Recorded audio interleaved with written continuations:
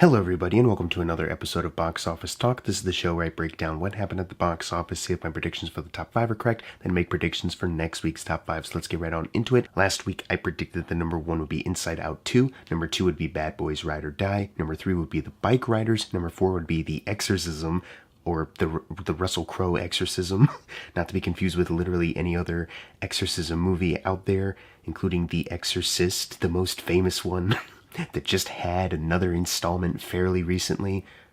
Sorry, I went on a different tangent. And number 5, Kingdom of the Planet of the Apes. Unfortunately, I got pretty close. I got 3 out of 5 of my predictions right. Or I got 4 out of 5 of my predictions right because... well, of course, Russell Crowe's Exorcism did not make it into the top 5, but also we have a little bit of a tie going on. I'm just going to let you know right away. The Garfield movie and Kingdom of the Planet of the Apes are coming in this weekend with the same number, and there's no, difference. Sometimes either Box Office Mojo will have it or the numbers will have it where it's like, well, this one has the slight advantage. They're giving that one the edge. They don't really have that for this one. So right now they're just kind of coming in.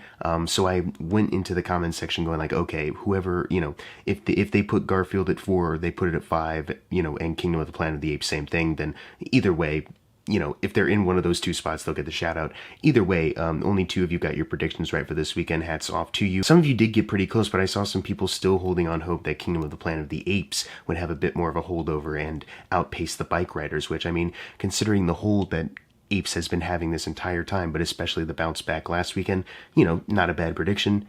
You're just wrong. Anyways, let's go over what happened in the overall top 10. Number 1 was, of course, Inside Out 2. Yet again, this one holding over incredibly well. This was kind of like... I figured it would hold over pretty well. Either way, it was going to be number 1 again. I just didn't know, I don't think it'll be a drastic drop-off, especially because there's not this huge competition, especially with, a family audience this weekend. But I was wondering, will it be, a 50% hold or, a 40% hold? It's in the 30%. It made $100 million this weekend, just squeaking on in here. And that adds to a domestic total of $355 million. Now, for domestic numbers, this is actually the 7th best second weekend a film has ever had.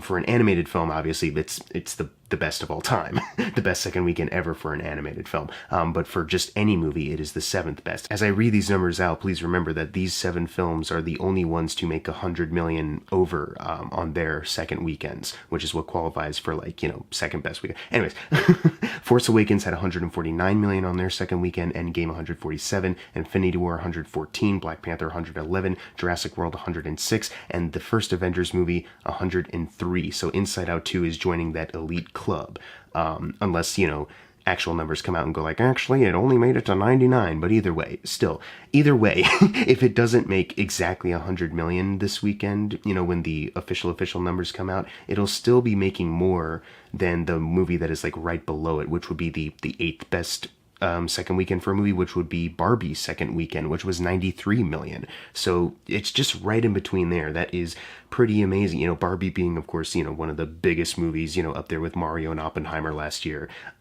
biggest movies of that year. So this movie having this, insanely great opening weekend and then having this insanely great second weekend, and it's comparable with last year's hit, in fact, it's even a little better. That's pretty damn good. There's a lot of Pixar stats to read off here, so just bear with me as I read off all of the films in the Pixar lineup that it is now outgrossed. It has outgrossed A Bug's Life by $193 million domestically, the original Toy Story by $163 million, Toy Story 2 $110, Monsters Inc. $65, Incredibles $94, Cars, Original Recipe Cars $111, Ratatouille $149, WALL-E $132, Up $62, Cars 2 $164, Brave $118, Monsters University by $87 million, and Coco by $145 million. These are all just domestic numbers, so it is jumped up there. And surprisingly, despite me reading off all those names, it is not yet in the top 5 highest grossing Pixar releases domestically, but it's getting damn near close. The next film it has to outgross is the original Inside Out. It needs 1 million more to do so. It's right there. We might as well just put it in with the list right here. So God, in its second weekend, it is already about to outgross the entire domestic run of that original film. And the first Inside Out did great. It's just that this one is doing way better with its opening weekend, and then of course the holdover, which is quite astonishing. For the year 2024, it has outgrossed Kingdom of the Planet of the Apes' domestic run by 191 million, Kung Fu Panda 4's 162, Godzilla and Kong by 159, and Dune 2 by just 73 million, which now makes it the highest grossing 2024 film already. Just dethroning movies left and right. And then we get into the worldwide numbers now that it's sitting at 724. I would be surprised if it doesn't clear 1 billion next weekend at the rate that it's going. So that means for the Pixar films, it has outgrossed Good Dinosaur by 391 million, Toy Story 359, A Bug's Life 361, Toy Story 2 213, Monsters Inc. 164, Incredibles 93, Original Recipe Cars 263, Ratatouille 98, WALL-E 192, Cars 2 164, Brave 170, and Cars 3 by 341 million. It now needs 7 million worldwide until it outgrosses the entire worldwide run for Up. So it's really just that close, it's jumping by all these other movies. And similar to the domestic list, it is not in the top 5 highest grossing worldwide runs for Pixar yet. But it's about to, like I said, I'd be surprised if it doesn't hit 1 billion next weekend. It'll be one of those movies that just joins the $1 billion club. It's kind of crazy. It's been a while, I think literally since last year with Barbie and Mario, where we've had a movie that has had a really great run just right out of the gate, which is obviously, it's kind of crippled some studios in a way because they expect that for all of the movies they make, and that's just not realistic. A lot of people want the 2019 time back where Disney ruled with like several $1 billion movies, Endgame, Rise of Skywalker, Lion King, Aladdin, and it's just like, and Frozen 2, it's like, none of those are, it's not feasible for every single year for that to happen. But still, it's just refreshing to see, you get so many that are like moderate hits or like, that was really good. But then you get one like this that is blowing everything away. It is kind of cool to read through it, and it helps that this is like an actual good movie. For 2024's worldwide runs, you guessed it, it is the highest grossing film of 2024 now. It cleared by Kingdom of the Planet of the Apes by 344 million, Kung Fu Panda 4 by 179, Godzilla and Kong by 155, and Dune 2 by 13 million. It just squeaked by it. So there you go. Inside Out 2 is the current champ of 2024, and we'll see how the rest of the year goes. Like pretty much the other competition is like Deadpool and Wolverine and other movie that will potentially have a chance. I'm totally blanking on what Despicable Me 4, I guess. Also, those usually, at least, the Illumination at their peak will crack 1 billion. So we'll see how that goes. So yeah, right now though, Inside Out 2 is the one to beat. And then we go into number 2, Bad Boys Ride or Die, which is making its own swell amount of money, making 18 million this weekend, adding to a domestic total of 146 million. So domestically, it has outgrossed Bad Boys 2 by just 8 million. Now needs 58 million until it outgrosses Bad Boys for Life. Worldwide, it is sitting at 289 million. They are 11 million off from tripling their initial production budget of 100 million. They have outgrossed Bad Boys 2 worldwide by 16 million, and they now need 135 million to outgross Bad Boys for Life. So it'll be, I don't know if it'll be exactly next week or even the week after, maybe a slower crawl. Well, we'll see. But I think in time, this will be able to outgross Bad Boys for Life, both domestically and worldwide. That's my early prediction for that. I think give it some time and it'll build that up. The holdovers for these past couple weekends for this movie have been insanely great. So, and audiences have been enjoying it. So there you go. Moving on to number 3, because I really don't have anything else to add. These movies are doing good. Number 3 is The Bikeriders. So this is, original film, kind of a, modest kind of budget, 30 to 40 million is what Wikipedia kind of has it as. I'm hoping that this can have some kind of legs, but just the way the rest of this summer is kind of shaped, like looking at the movies come out next week, and it was kind of like, I just don't see if this can have that great a hold for that. In a perfect world, this would be like one of those, original, modestly budgeted films that comes out and people are like, you know what, that's a really great drama, and it just gets like casual audiences in and film fans in and all, just a solid turnout. But we'll see, just the way next weekend was shaping up, it's kind of like it could be pushed out. And with the cinema score being a B, which obviously cinema score doesn't entirely matter, obviously Planet of the Apes, Kingdom of the Planet of the Apes got a B, but that has had a pretty solid hold. Still, though, just that is still like a big IP blockbuster, and Bikeriders still isn't. Either way, though, it made 10 million this weekend, and on a worldwide total, adds up to 13 million. So they still have a long way to go to, double this 30 to 40 million dollar. But let's just say 40, just to err on the side of caution, that the highest potential here might be it. So let's just stick with that. In that case, they would need at least 80 million to potentially break even. It's not exactly like a for sure thing that every movie has to do that. Like we've always talked about on the show, this is just our kind of rough estimate of how a movie's doing. So right now, it's doing a lot better than some other original films that will come and go just because of lack of marketing or just people not investigating or, taking a chance on the movie they've never heard of on the Fandango listing. Obviously, this one has gotten a lot more promotion. Still, though, it's a bit of a bummer that it, probably might not have the best hold in the world, and that this isn't, the thing that everyone's jumping for joy for right now. And I love that Inside Out 2 is doing well, and I did enjoy Inside Out 2, but still, the same problems, that IP is swallowing up other films that, other times would have done really well. Anyways, for director Jeff Nichols, it is his highest opening week. Fairly easy. A lot of his other movies are mostly like kind of niche audiences, limited release movies. Like Mud was his previous highest opening weekend, and that was like 2 million. So it's like, yeah, a 10 million one is like way better. It's outgrossed Take Shelter's entire domestic run by 9 million, Midnight Specials by 7 million, and Loving by 3 million. So it now needs 11 million until it outgrosses Mud. Worldwide, like I said, with 13 million, it has outgrossed Take Shelter by 9 million, 6 million over Midnight Special, and 1 million over Loving's worldwide totals. It now needs 18 million until it outgrosses Mud. So I think, safe bet it'll outgross Mud and it'll be, Jeff Nichols' highest grossing film. Still, though, it is a really good movie. Would recommend checking it out.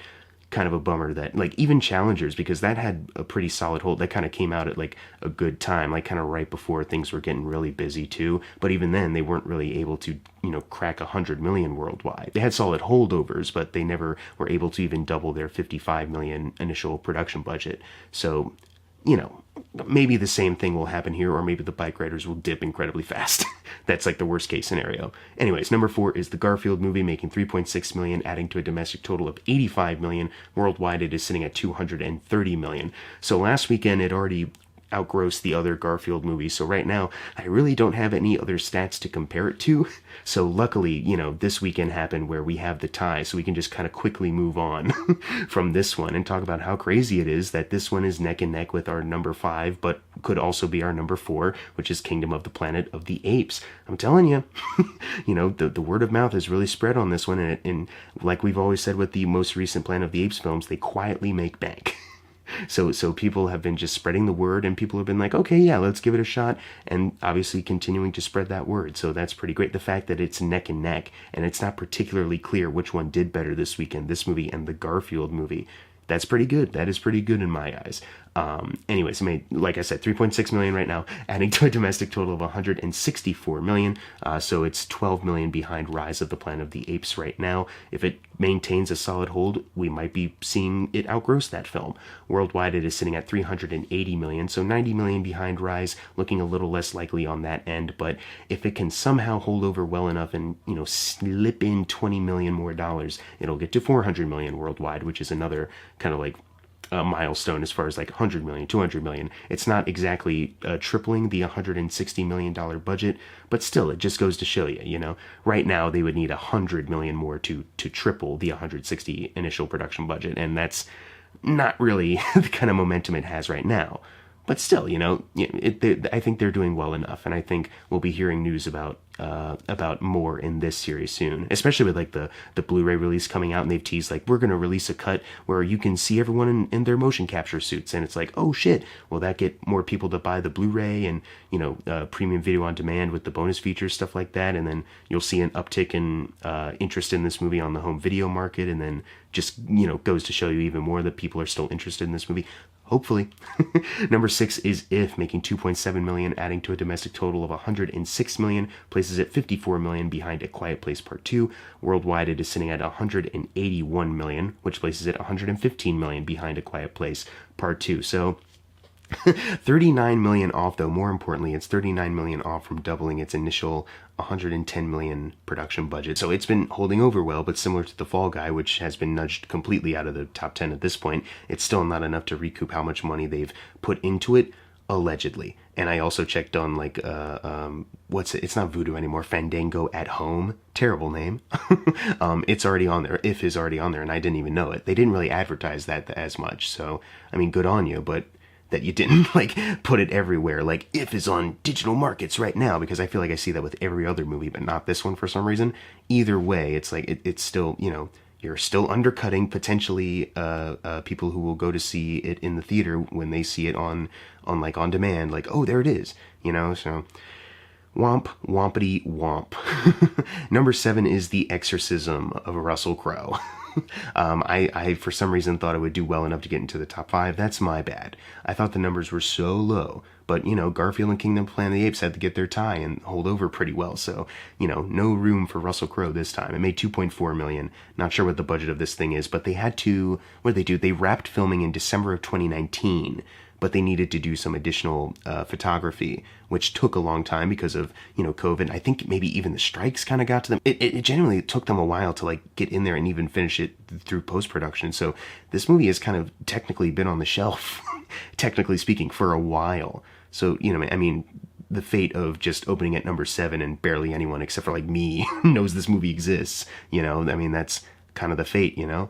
Let's move on to number 8, which is Thelma, which is a movie that I think deserves some more attention, like more than The Exorcism. I know it didn't make as much, technically, but Thelma, if you can seek that out, guys, this is my endorsement. Go see Thelma. That is a really, really charming, really sweet, touching movie. Would highly recommend checking out Thelma. And you know what? Not in the top 10, but would recommend Ghostlight, if you can find that one, if it's playing near you. Not in the top 10, like I said, but that was also one that was really, really good. Normally any other time movies like that would come out and, you know, it would slowly kind of collect an audience, and now they kind of just get dumped into, you know, the back of the theater and then they dip out quietly. And that's just terrible, you know, a terrible fate for movies, you know, this touching. But anyways, Thelma made $2.2 million this weekend. Not sure what the budget of this thing is. I'm assuming, you know, I guess The Exorcism, I think, had a bit more of, like, a flash as far as, like, a budget to it. But Thelma, I feel like, maybe not as much, so I'm not sure how much money they put into it. So maybe 2.2 million is good. Either way, more people should see it anyways. Number 9 is The Watchers, making 1.9 million, adding to a domestic total of 17 million, places it 18 million away from Knock at the Cabin. It's about to dip out of the top 10 and not outgross any of the other Blinding Edge Pictures films. Worldwide, it is sitting at 29 million, which places it 25 million behind Knock at the Cabin. So, womp wompity womp. Can't wait for M. Night Shyamalan's Trap, which will probably, you know, outgross this one maybe in a weekend. We'll see. Depending on how that one does. We'll see. And then finally closing out the video, number 10, Right Here, Right Now, which is a concert film that I don't know anything about the band or or the movie, but it made 1.4 million, adding to a domestic total of 2.4. Not sure what the budget of this thing is, but worldwide it is sitting at 4.5. And that's the end of the video. Now it's time for the fun part, the predictions for next week's top 5. I think just because of the crazy hold it had this time, and because the big new release coming out doesn't really have, like, a lapse as far as, like, target demo between Inside Out 2 and this one, I think number 1 will be Inside Out 2 once again, and then number 2 I think will be A Quiet Place Day 1. I feel like also if you look at the opening weekends for the first 2 movies in this series, I think it'll kind of check, if we assume Inside Out 2 has another, like, maybe 30%-ish drop, I think that kind of checks out that, you know, A Quiet Place Day 1 will make about as much as the other films in this series, which is a little below what Inside Out 2 would make, theoretically. And then number 3, I think, will be Horizon, an American Saga, Chapter 1. You know, part 1 of, 4 of Kevin Costner's Western Passion Project. I think, you know, tracking will probably tell you, like, oh, it's not doing that well right now, but I feel like this isn't a movie that's, like, film buffs are seeking it out and buying tickets early in advance. This could be a thing that just kind of slowly grows, especially, like, 4th of July coming out next weekend. A lot of dads out there who probably be like, you know what I want to see? I want to see that Western. So we'll see. I think it'll be strong enough, though, for an opening to get to number 3. Number 4, I think, will be Bad Boys Ride or Die. And then number 5, maybe this is crazy, but I think it will be Kinds of Kindness. It did pretty well in the limited release market this weekend. It was in limited theaters, and it's going to expand a bit next weekend. Like, it's coming to a theater near me next weekend. So I think potentially Kinds of Kindness could have like a pretty, and especially because of just the low numbers already here, it could have a decent enough, way in here, especially with the fact that, it's Emma Stone, it's Willem Dafoe, Jesse Plemons, and they're promoting the fact like, yes, it's Yorgos Lanthimos, the guy who did the most recent movie that was a surprise kind of box office hit, the one that kind of carried on and surprised everyone that it made that much money. So we'll see. I might be wrong. We'll see. Anyways, what are your predictions for next week's top 5? Leave them in the comments below. And as always, thank you guys for watching. Make sure to subscribe. I'm Jackson Fulcher. See you guys next time.